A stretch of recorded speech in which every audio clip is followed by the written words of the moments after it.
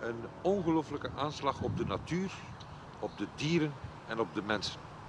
Dit moet stoppen.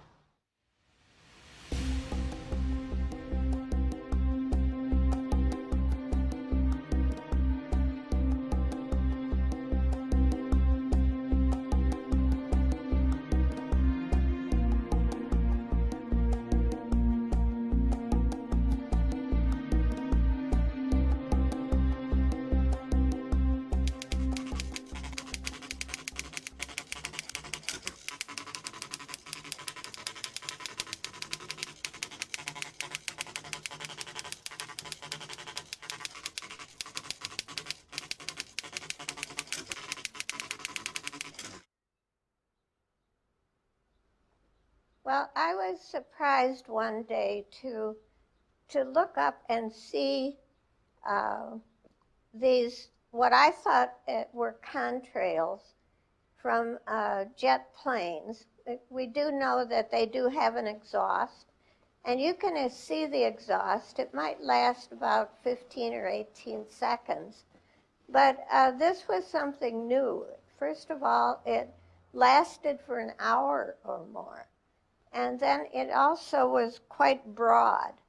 And if you looked at it carefully, you can see it dripping. It's like a liquid dripping off of it. But actually, I didn't really know what it was until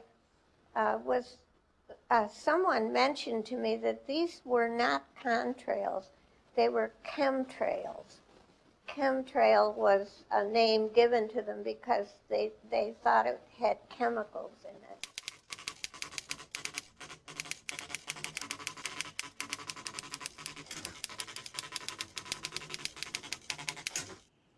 The trails that persist that I've seen over the last few years are very different to any trails that I've ever seen before, and I do not understand how they persist so long. It's normally a contrail would last 1 or 2 minutes or maybe 5 minutes, but to look up into the sky and see a trail slowly drift by for an hour is very unusual.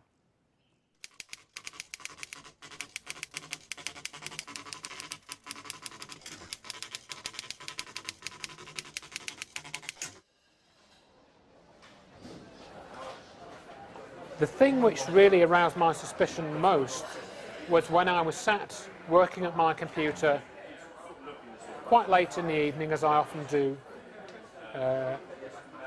It was a summer's evening. It was 10:15 in the evening, June the 10th, 2005. I looked out to my right, out of my little computer room window, and I saw a grid in the sky, a grid of trails, almost perfectly square. So I got out my camera, I took a couple of shots. What was causing this grid of trails? Why was it in a grid shape? Why was it parallel lines? I hadn't seen the air traffic which had created this. How can you get a grid of trails in such a short space of time? These trails and this grid were formed in a period of about 15 minutes, I would say. And to have that much air traffic, in other words, 4 aircraft coming directly over my house in 15 minutes, does not happen.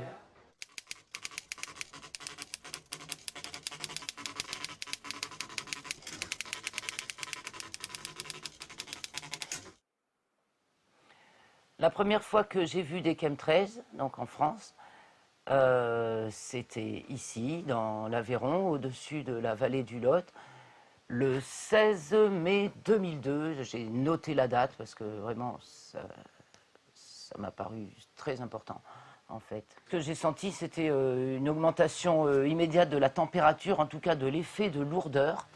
L'atmosphère beaucoup plus lourde que d'habitude, orageux, mais pas un vrai... légèrement différent de ce qu'est un vrai temps orageux, naturel. On finit maintenant par perdre les repères naturels complètement, du moins de ce qu'on connaissait auparavant. Et donc on dit il fait lourd, il fait chaud, mais on ne se rend pas compte que le premier effet de chaleur, il est produit par ces traînées. Pour moi, c'est net. Là, on voit...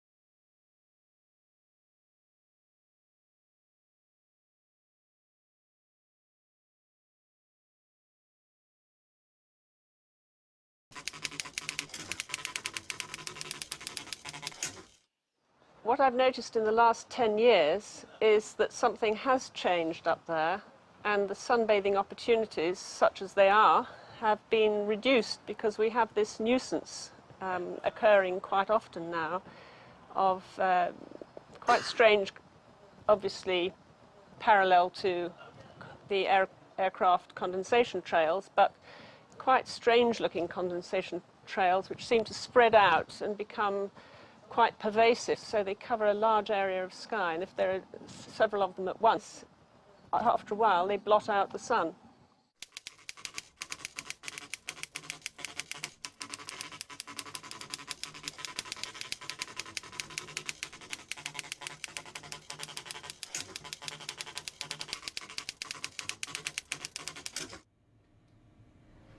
My name is Dr. Nikos Katsaros. I am Director of Research at the National Center of Scientific Research Demokritos in Athens, and I am concerned about the chemtrails.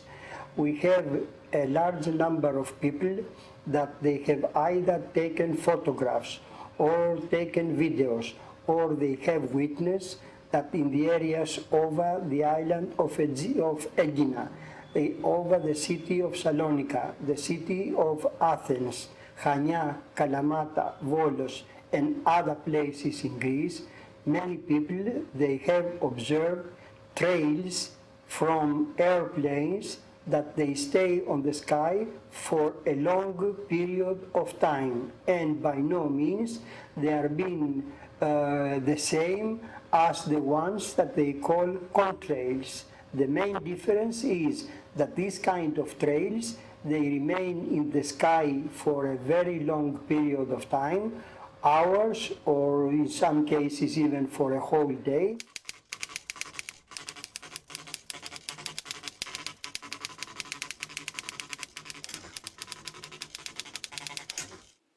Les traînées de condensation classiques ne restent jamais longtemps et suivent toujours des couloirs identiques. On a beaucoup les États-Unis, les vols américains qui nous survolent, les Antilles. Bon, c'est presque toujours les mêmes parcours qu'on a les vents d'ouest. Quand les vents viennent d'est, ils ne nous survolent pas en général. Et les traînées ne restent jamais bien longtemps. Parfois, il n'y a pas de traînées du tout.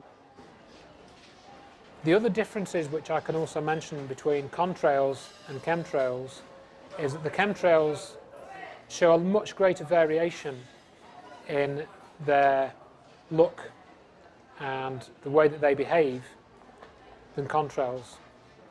You get different types of trails. You get feathery trails, you get billowing trails, you get trails that turn into what look like cirrus cloud. We've also now started to observe chemtrails with apparent shadows, black chemtrails. We also see them from space. We can see them on satellite pictures. Aircraft trails should not be visible on satellite pictures. C'est d'ailleurs sur des photos satellites que nous verrons des traces de chemtrails de plus de 25 ans.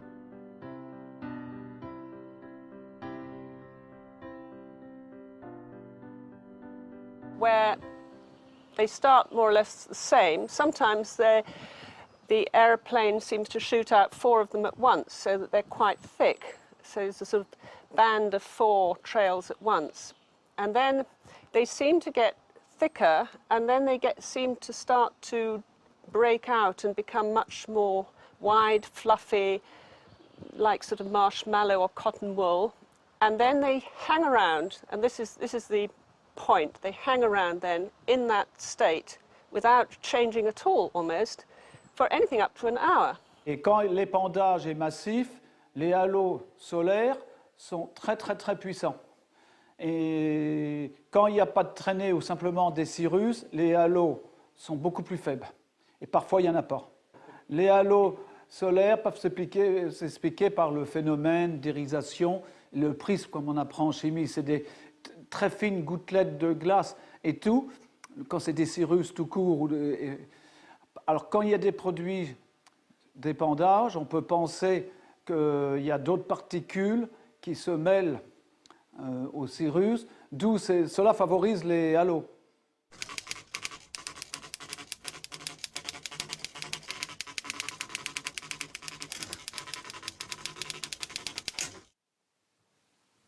Ik heb dus inderdaad contact gehad met een aantal wetenschappers. Meestal omdat die ook in de krant komen. Omdat in het interview er ook meestal een kadertje staat met een uitspraak van een professor. En als ik die professor dan contacteer, dan zegt hij, ja, maar dat is toch geen probleem, dat is gewoon condensatie. Dan zeg ik, ja, condensatie op 10 kilometer hoogte, maar die verdwijnt. Ik heb het over strepen die op 5 kilometer hoogte worden geproduceerd en die gans de dag blijven hangen. En dit kan echt niet wetenschappelijk verklaard worden. En dan haakt men af. Men heeft er geen aandacht voor. Men ziet het niet. Men ziet het niet, ja.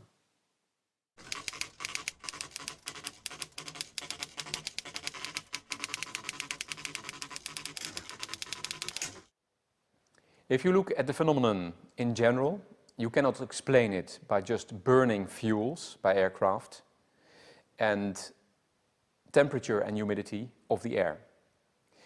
Those contrails cannot last long. So any persistent contrail must have other explanations. Everybody in the scientific community in Greece that they were involved with this kind of trails, they agree that they have no relation with the contrails. As a scientist, I have no doubt at all that there is a comparison between chemtrails and contrails. They are two entirely different phenomena. La fréquence, elle est complètement aléatoire. En fait, c'est vraiment très souvent, presque tous les jours. Mais il y a des jours sans, Dieu merci.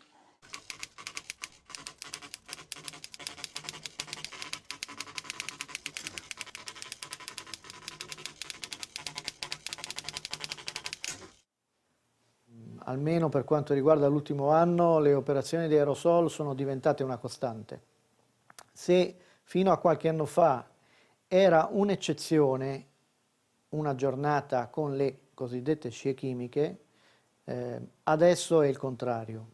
Quindi normalmente abbiamo delle giornate che sono prive assolutamente di qualsiasi tipo di attività di irrorazione. Le possiamo contare queste giornate 3-4 giornate al mese se siamo ottimisti, altrimenti anche meno. Effettivamente quando arriviamo alle 9-10 di mattina già si cominciano a veder passare i primi aerei e nell'arco di poche ore il cielo è completamente coperto da uno strato uniforme che oscura il sole. Quindi è una costante ormai non avere più delle giornate di sole vero, ma delle giornate semi-oscurate o oscurate completamente. Tant'è che alcune volte all'1 del pomeriggio i lampioni della strada sono accesi. Questo indica che comunque la luminosità è tale da far accendere i lampioni delle strade automaticamente per via dell'oscurità. Yes, it's quite inconsistent. I find for a start, on some days you don't see them at all, and it's not as though there's a particular weather, because I've been sort of observing this just as a lay person. I have no scientific training at all, but I'm just curious and I want to know what they are. So I've been observing them for the last few years, and so I tend to take note of the kind of weather situation on any particular day when they're appearing, and also when they're not appearing, because when they're not appearing is as interesting as when they are appearing. And it's not consistent from day to day and according to particular weather patterns. So I'm already doubtful that one can associate them with particular atmospheric conditions or winds blowing or contrast between temperature up above and earth temperature and all those things, because it's not consistent according to the weather on any particular day.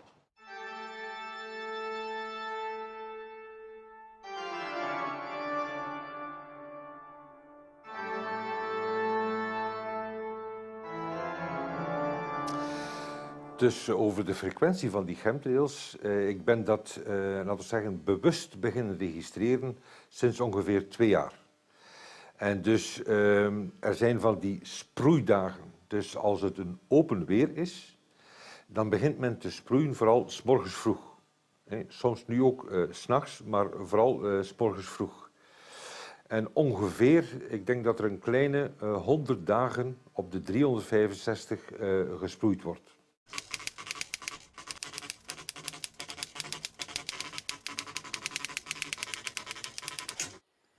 En revanche, ce qui a changé depuis 2 ans, ce qui a changé particulièrement, c'est l'amplitude et le fait qu'on a des passages et des repassages sur le même secteur aérien. On a des passages et des repassages d'appareils d'aéronefs volant entre 2000 et 6000 mètres.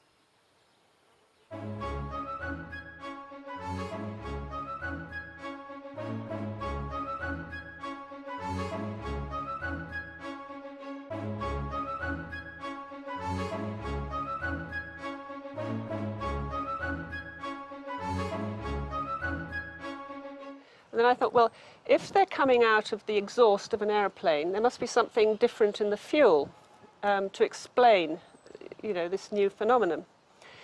But then I think to myself, well, if it is a new form of fuel or some additive in the fuel, and I don't know whether additives in the fuel would be acceptable, so I don't know, this is just a question, then why don't all aeroplanes, under the same atmospheric conditions, produce the same types of trails?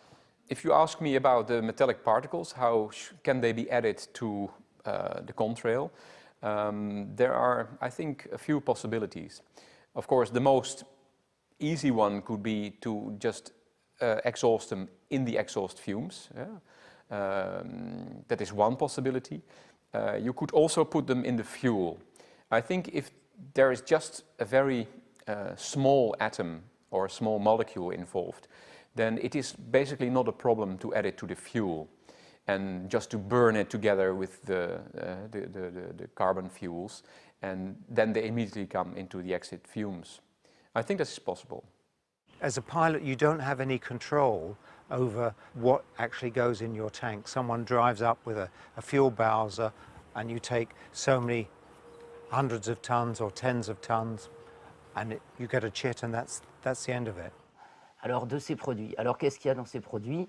Bon, tous ceux qui ont un petit peu cherché sur le net, ils ont trouvé barium, oxyde de barium, ou chlorure de barium plutôt, oxyde d'aluminium, de titanium, etc. Some scientists with whom we have been collaborating through correspondence, they have told us that in the universities in the United States, they have carried out these kind of experiments, that they either sent small planes and collected the samples from the air, and then they analyzed them. From the gases they collected from the sky, they analyzed and they found in high percentage quantities of aluminum and barium, which we know that they have this kind of effects to the human health and also to the environment. Le scie contengono diversi metalli e poi dirò perché. In maggior parte viene disperso trimetilalluminio, che è un metallo in forma liquida e quindi può essere usato come additivo nei carburanti. Poi viene utilizzato un altro additivo particolare che contiene sali di bario e quindi troviamo bario e alluminio se facciamo dei rilievi in atmosfera o del terreno o delle piante. Troviamo grossi quantitativi di alluminio e bario soprattutto, ma troviamo anche rame, titanio, litio, che è un componente che si usa nelle batterie di ultima generazione, e carbonato di calcio, che in questo caso non è un metallo ma serve per rendere sterile il terreno. Het gaat over chemische producten, ethyleen, dibromide, mycoplasma, schimmels enzovoort. En over virologische producten. Sono state fatte delle analisi, certo, sia in Italia sia all'estero sono disponibili anche attraverso la visualizzazione del nostro sito, del nostro blog e siti collegati, analisi chimiche che sono state fatte sia per il terreno, sia sulle piante, sia nell'aria, analisi che evidenziano la presenza dei metalli di cui ho parlato prima.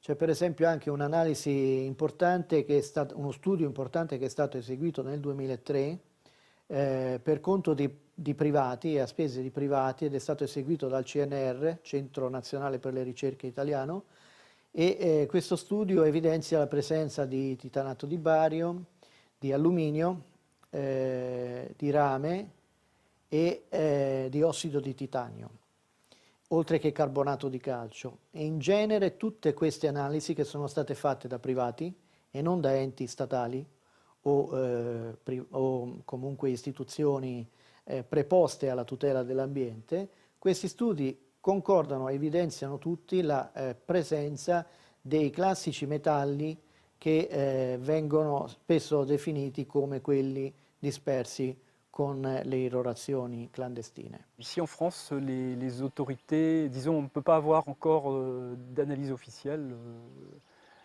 puisque par exemple Air Tarif, qui mesure la qualité de l'air à Paris, n'a pas jugé bon de mesurer les concentrations d'aluminium, de barium et autres produits qui sont probablement utilisés dans les épandages.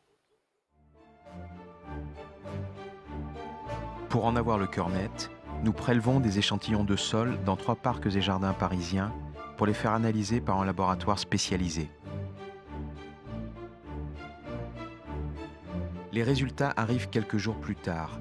Il y a bien du barium et de l'aluminium dans les bacs à sable de Paris.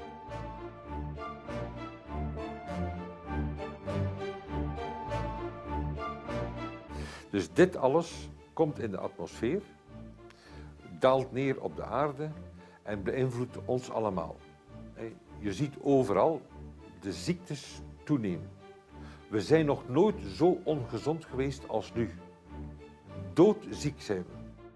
Quite a number of people, after they have observed the chemtrails, they claim that they suffer from headaches, dizziness for days. Some of them, they had also problems with the skin, like other allergies, and some of them, they were feeling weak and tired for more than a week.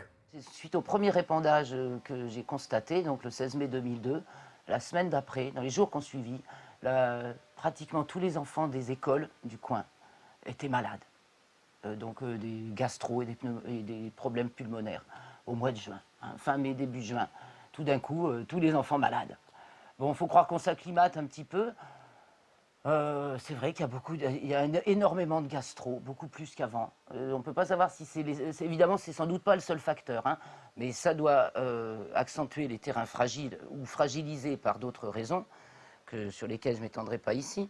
On n'a pas les moyens, on va constater des courbes, hein, effectivement. Bon, c'est vrai que le plus flagrant, ça a été les écoles quasi fermées, hein, la semaine qui a suivi les premiers épandages ici. Alors, les conséquences sur la santé sont obligatoirement néfastes parce qu'il y a des chlorures, il y a des sulfates de barium, il y aurait des sels d'aluminium, il y aurait des sulfates de fer. Donc tout ça ne peut pas beaucoup cohabiter avec la nature. Donc on mange des aliments forcément souillés par ces sels. Et à long terme, il y aura un effet sur la santé, inévitable. Alors voilà, j'ai des taches jaunes et blanchâtres, un peu bizarres sur mes pieds de cornichon. Je suis un peu inquiet, je me demande si ça vient pas du ciel.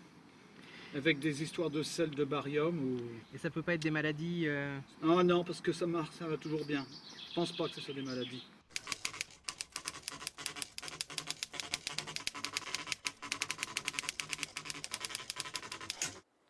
En 2007-2008, j'ai été très très malade, tellement que voilà, ils ont cherché un petit peu plus loin.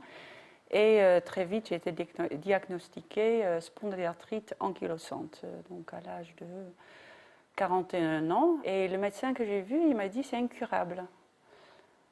Alors là, j'ai contacté un médecin sur Paris qui fait des recherches parallèles, qui cherche plus loin, et qui m'a fait faire des analyses où très vite on trouvait que j'avais des métaux lourds dans le sang, dans le corps, un certain nombre de bactéries assez étranges, donc métaux lourds, aluminium, palladium, nickel, un peu de mercure. Pour les bactéries, donc Chlamydia pneumoniae et Mycoplasma pneumoniae.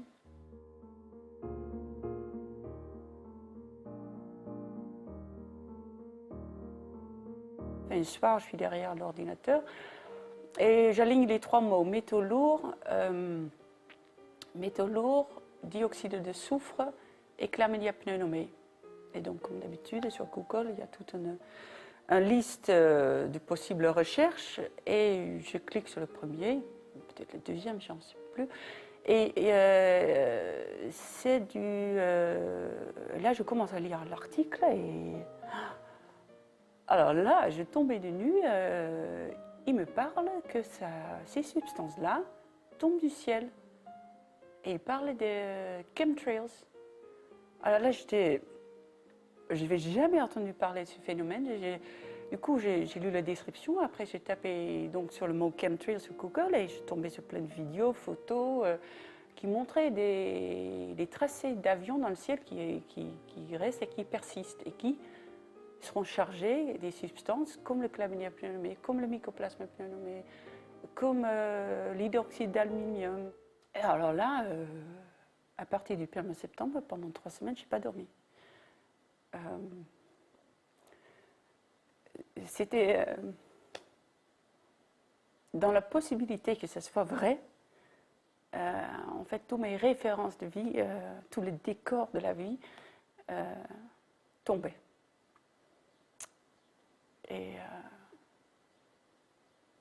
Et au bout de 3 semaines, je me suis fait une raison. Je me suis dit, c'est possible que ça soit vrai. Et c'est pas en question j'y crois ou j'y crois pas, je veux guérir. Et apparemment, je dois en savoir plus de ces choses-là pour pouvoir guérir. Dus bepaalde mensen hebben daar echt heel veel last van, vooral kinderen, kleine kinderen. Er zijn mij verschillende gevallen gesignaleerd van ouders die met hun kind, omdat het ademhalingsproblemen heeft en moet hoesten, naar een ziekenhuis gaan, naar de spoedopname. En daar zijn dan plotseling vele ouders, ook met hun kinderen, die dus op een zeer directe en fysieke manier last hebben van dus al die vuiligheid die in de atmosfeer wordt gesproeid. En dus in verschillende getuigenissen over Hans de wereld wordt dit bevestigd. En nogmaals, als men ziet welke ziekten er zijn, van ademhaling, van Alzheimer, Parkinson, multiple sclerose, ADHD, autisme, kanker, ongelooflijk. In Vlaanderen mag 30 tot 40% van de bewoning zich voorbereiden op een toekomst als kankerprocent. Dit is bijna 1 op 2. 1 op 2. Et on ne fume pas, on ne boit pas, on ne comprend même pas pourquoi on est malade, mais on est tenu responsable pour ça. Et personne enquête vraiment, mais comment ça se fait que soudainement, il y a tant de gens malades? Comment ça se fait? Pourquoi? En er is niemand die zich de vraag stelt, hoe komt het dat wij nu in zo'n ongezonde samenleving zitten? Hoe komt dat? Wel, dat heeft natuurlijk te maken met de algemene chemicalisering van onze omgeving. Van wat er in ons voedsel is, in de kledij, van wat er in onze drank komt. Maar vooral, en daar ben ik dus echt van overtuigd, iedere dag meer en meer van de chemische vuiligheid die men via de chemtrails doelbewust, opzettelijk, systematisch in onze atmosfeer brengt. En daar moeten we echt iets aan doen. Queste cose sono confermate anche da diversi studiosi all'estero, come anche Michael Castle, la tossicologa Hildegard Steininger, e sono sicuramente degli eventi collegabili a un morbo, a una patologia della pelle che è definito morbo di Morgellons, che è molto diffuso negli Stati Uniti e si sta diffondendo anche in Europa e conosciamo diversi casi in Italia.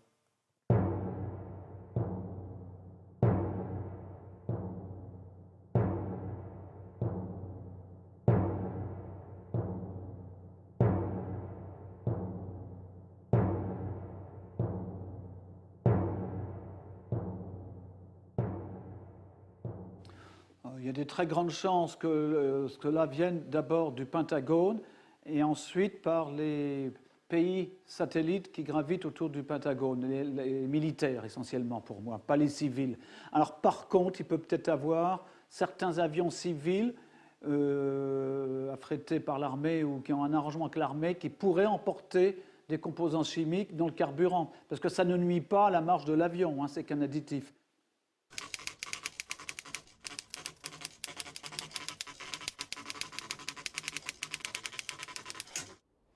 Che ho notato in effetti che nel giro di pochi mesi gli aerei che rilasciavano scie sono aumentati in maniera esponenziale, il che significa con certezza che non poteva essere un traffico civile. Là, tout ce qu'on peut supposer, c'est qu'il y a un lien entre ces épandages et des activités militaires. Par exemple, intérêt de rendre l'air plus conducteur pour la conduite radar ou pour les transmissions de fréquences. Les sources existent, des sources de brevets aussi sur la composition des épandages, parce qu'effectivement, il n'y a pas de fumée sans feu, il y a des brevets et ces brevets sont effectivement, semble-t-il, utilisés.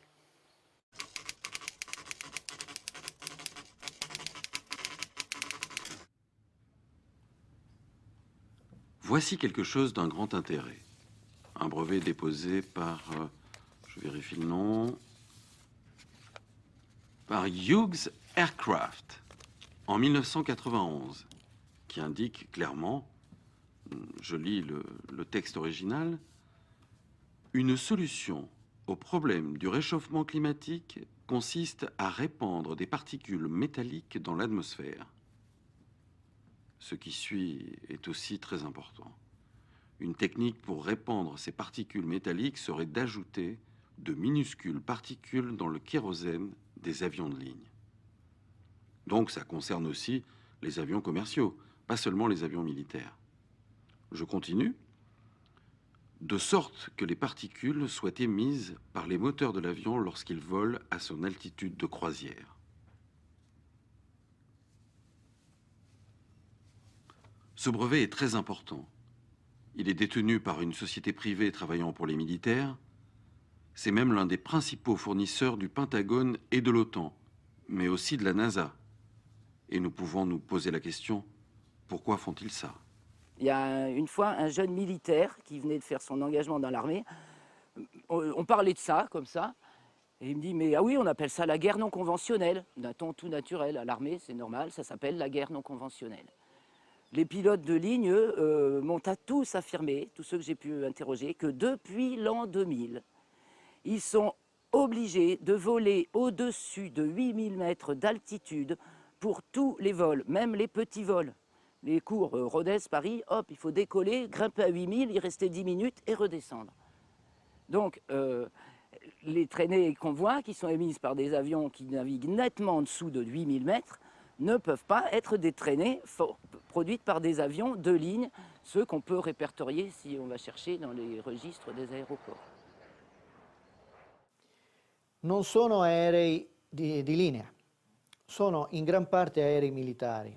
tant'è vero che gli aerei militari hanno delle quote assegnate che non superano mai i 6.000 metri e sono comprese sempre tra i 1.500 e i 6.000 metri. L'altitude entre 2000 et 4000 mètres dans l'espace aérien, c'est celle des couloirs militaires.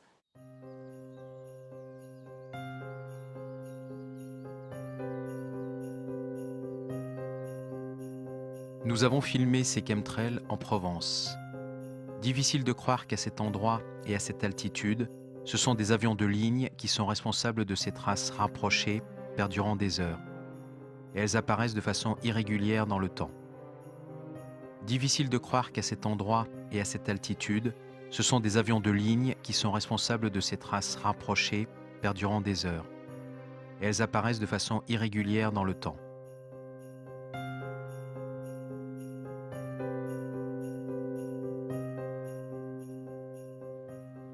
Je voyage beaucoup. J'étais en Croatie le lendemain du jour où cette république de l'ancienne Yougoslavie a rejoint l'OTAN.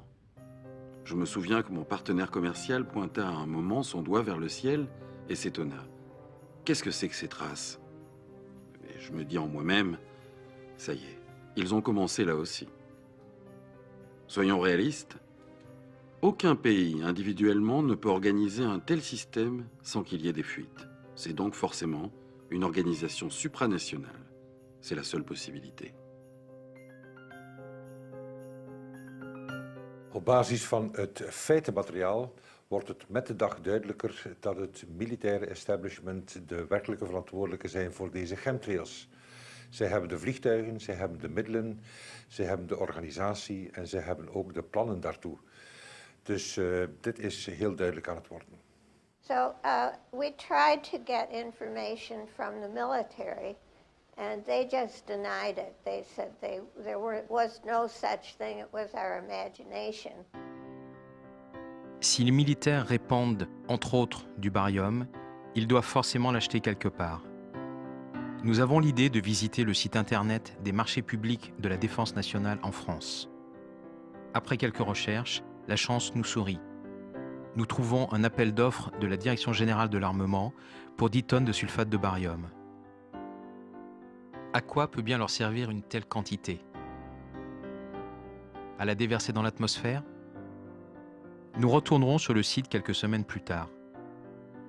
L'annonce a disparu depuis notre visite. Bizarre. Les militaires ont-ils quelque chose à cacher? Et les chemtrails sont-ils un canular, comme le prétend l'US Air Force dans une brochure officielle?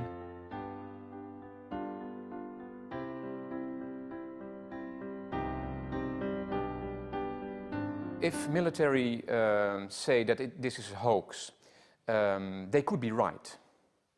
I don't think so. I think it is a real phenomenon, and I think we should discuss it.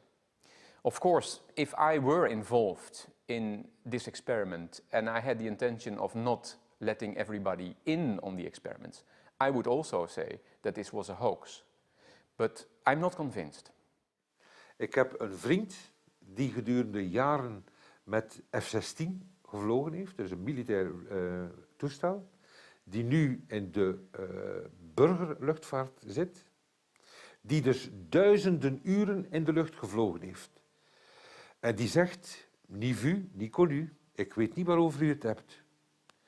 En bijna alle piloten zeggen, we weten niet wat chemtrails zijn. Er is voor ons echt geen vuiltje aan de lucht. Now, some information has been leaking out. Some of it is, there's always a propaganda. The military has a way of telling you they're doing something good.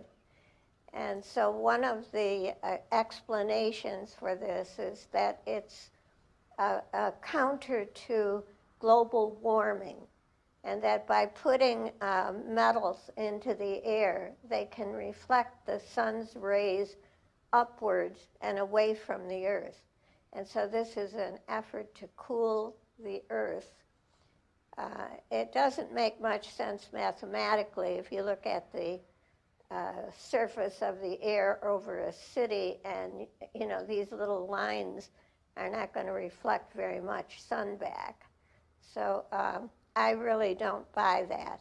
effectivement, quand ils épandent de l'aluminium, ça va augmenter, sur une couche déjà nuageuse, ça va augmenter l'albédo, donc la réflexion des rayons solaires, donc augmenter le froid. Mais ce qu'on nous balance le plus souvent, c'est du barium, de chlorure de barium. Et c'est donc ce qu'il y a dans ces petits sachets dessicateurs là, hein, qu'on trouve dans toutes nos boîtes de chaussures, d'appareils photo. Ça a pour propriété d'absorber l'humidité.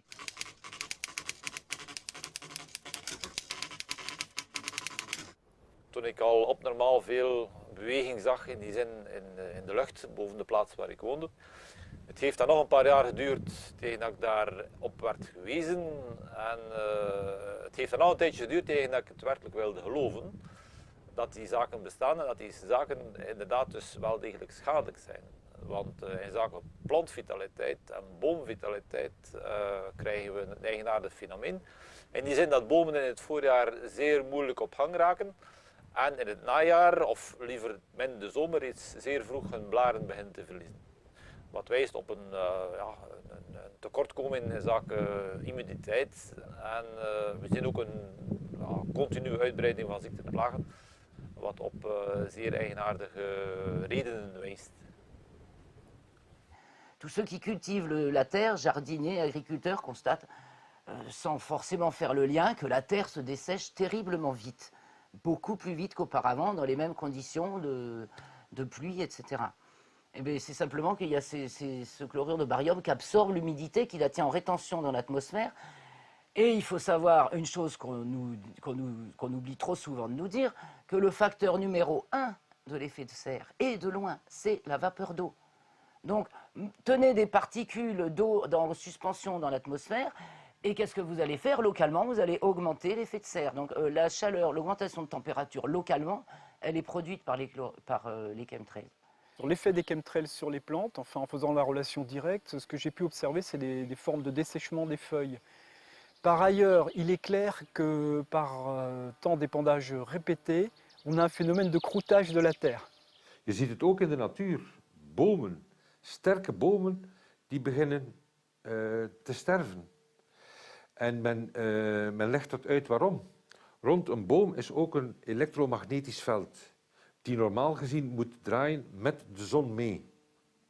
En ten gevolge van vooral de zware metalen en de straling die er opgestoken wordt, draait dat elektromagnetisch veld andersom, negatief, dus tegen de zon in. En dat heeft voor gevolg dat die bomen sterven. We hebben ook, zowel in België als over Hans de wereld, massale sterfte bij de bijen. Massale sterfte. En ook dat is de gevolgen van de chemtrails en de straling die er opgezet wordt.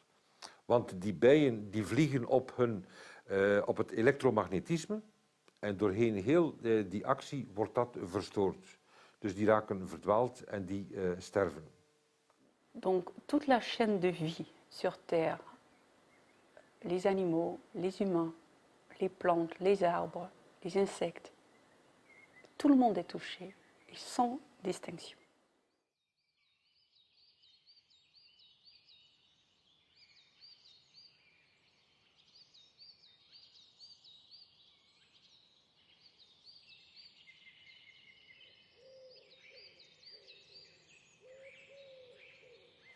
Début août 2003, au moment de la fameuse canicule qui a tué tant de gens, et c'était le jour le plus chaud de cette canicule, on avait eu la bonne idée d'aller faire une excursion en famille au Plomb du Cantal. Donc on était parti la veille, on avait campé à 1 heure ou 2 heures de marche sous le sommet, et là on a pu voir des épandages, mais incessants, dès le petit matin, hein, et la température a augmenté considérablement. Même à 9 h du matin, en haut du Plomb du Cantal, il faisait déjà une chaleur étonnante, hein. Donc évidemment, quand on est redescendu dans la vallée, c'était pire que tout. Et donc, il y avait des quadrillages, ils sont passés sans relâche. Et les avions passaient sans relâche au-dessus de cette région un peu déserte, qui sont les monts du Cantal quand même. Au tout départ de l'histoire, j'étais tout à fait accueillant à la théorie de l'épandage pour limiter l'effet de serre ou pour réverbérer le rayonnement solaire et nous accorder une température bienveillante. Mais quand j'ai constaté des épandages de nuit qui effectivement créent un ciel voilé, donc un effet de serre local, je me suis mis sérieusement à penser qu'il y avait quand même anguille sous roche par rapport à la théorie effet de serre. There's another more technical explanation that says it's being used for over-the-horizon radar. So these make pathways in the air so that the radar can follow it around a bend. And so they use it, they say, to protect airports and that sort of thing. I don't know. Perché vengono usati questi metalli? Perché le scie chimiche funzionano nell'ambito delle attività di HAARP. HAARP, che in italiano si definisce una stazione per la sperimentazione delle alte frequenze in atmosfera, è una base, per la verità le basi nel mondo sono almeno 5, ma la principale si trova a Gakona, in Alaska, è composta da 180 antenne che lavorando all'unisono emettono delle frequenze verso la ionosfera, sparano delle onde elettromagnetiche verso la ionosfera, la riscaldano, la deformano e questa deformazione funge da una sorta di lente, di specchio, che permette di riflettere queste onde elettromagnetiche verso terra. Le scie chimiche servono come corridoio elettromagnetico per queste onde che vengono usate dalle stazioni HAARP sul tipo della stazione a Gakona. So I actually went up to Alaska to see the HAARP project.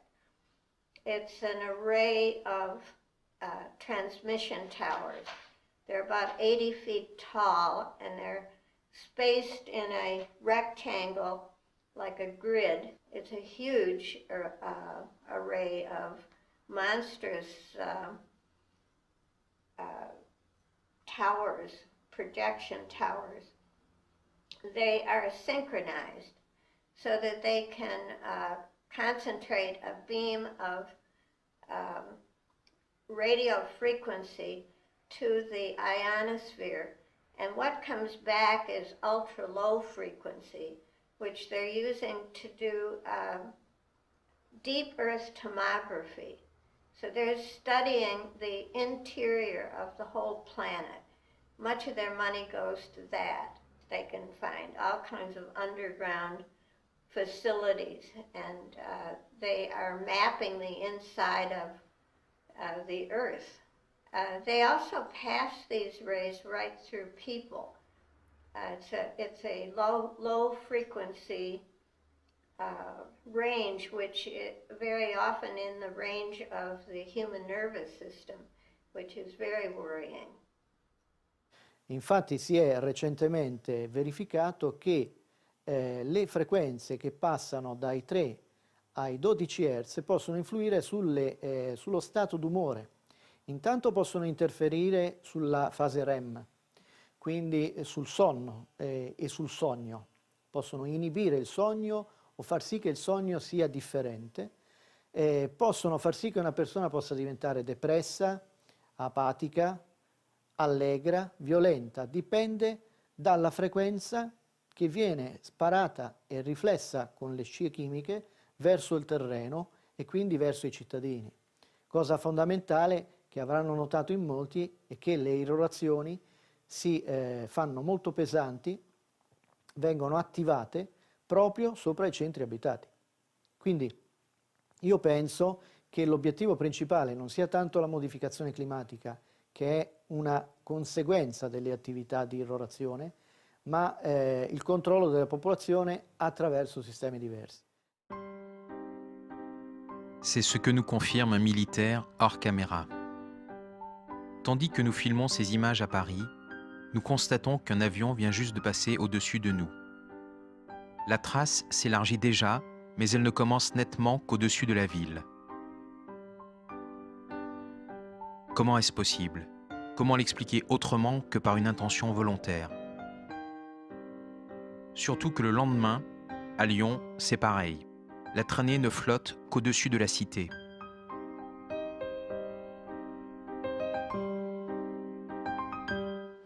One of the other key factors is broken trails. If you watch the chemtrails, you'll quite often see that they break, that they're broken. You'll see some trail, then a blank space, then some trail.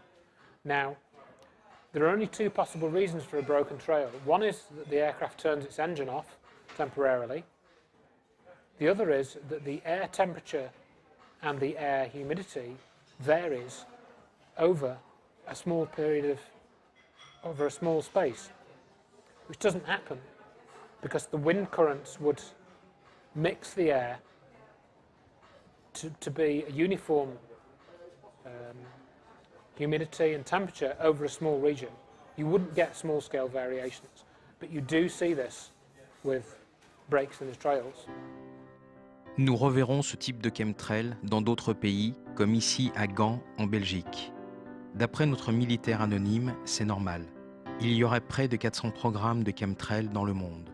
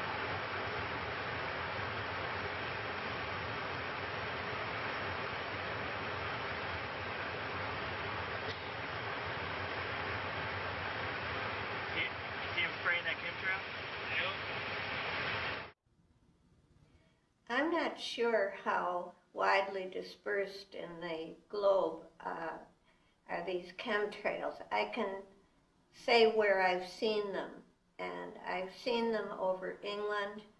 I've seen them over Geneva in Switzerland. I've seen them over Paris, and I've seen them all over in North America, Canada, and the United States. Aux États-Unis, il y a même un site internet qui vend des alertes quotidiennes aux chemtrails. Nous ne pouvons juger le sérieux de cette offre. I remember coming in on a plane over Paris one time, and I never saw so many crisscrossed lines, all broad, all dripping, and they were above the clouds. And it was kind of scary because when you got down to the ground, there were clouds in the way, so you didn't get the full effect of this screening.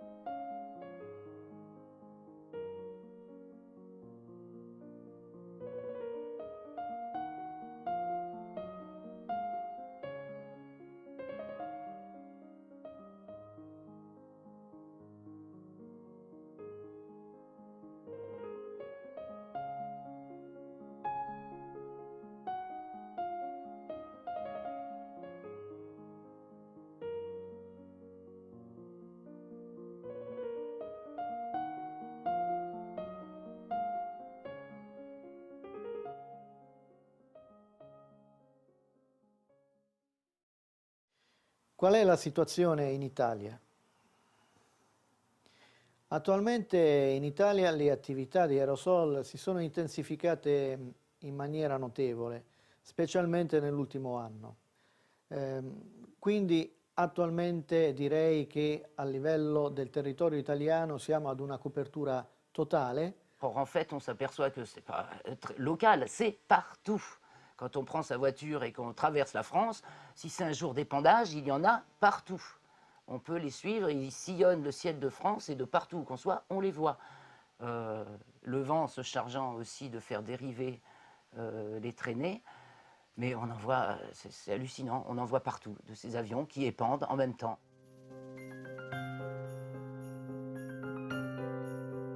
À Paris, un jour de juin, nous laissons tourner la caméra pendant 1 heure, soit la durée d'une bande. En accéléré, le résultat est édifiant. Le ciel est couvert de ces traces qui ne disparaissent pas et dérivent effectivement avec le vent. Donc il y en a partout. Hein. Je ne connais pas d'endroit qui en soit exempt, que ce soit au-dessus des villes, au-dessus des campagnes, des montagnes et au-dessus de la mer. Au-dessus des régions côtières, les traînées se dissipent plus rapidement parce qu'il y a pas mal de vent, mais ils passent aussi. Hein. J'en ai vu pas mal au-dessus des côtes atlantiques aussi quand j'y suis allé. Sur l'Irlande, nous remarquons beaucoup de quadrillage à l'ouest de l'Irlande, très souvent au large, en mer. Voilà, parce qu'il y a des épandages en mer aussi, bien entendu, pas que sur les terres.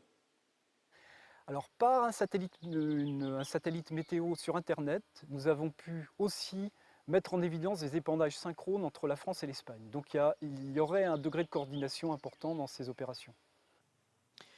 Allora, il progetto Chemtrace parte con l'idea di diffondere queste attività di aerosol in tutto il mondo. Quindi se il fenomeno ha avuto origine, almeno apparentemente, da quello che si ha da alcune testimonianze, in Canada e negli Stati Uniti, purtroppo abbiamo notato che a mano il fenomeno si è diffuso in Europa, poi per quanto riguarda i paesi occidentali, poi è andato ad espandersi nella Europa orientale, nei cosiddetti paesi dell'est, comunque adesso è un fenomeno diffusissimo in tutti gli stati della NATO e abbiamo notato che purtroppo è un fenomeno presente anche in molti stati africani, dove tra l'altro ci sono temperature che non possono in alcun modo spiegare il fenomeno della condensazione, eppure molti paesi africani sono devastati da queste attività di aerosol. Ainsi, nous enverrons à plusieurs reprises à Casablanca, au Maroc.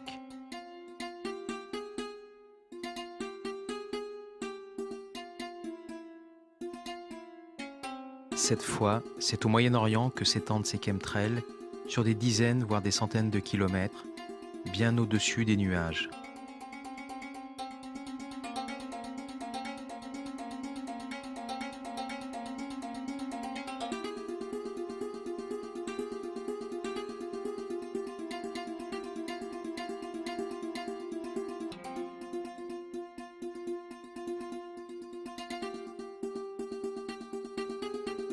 Nous pourrions presque les toucher.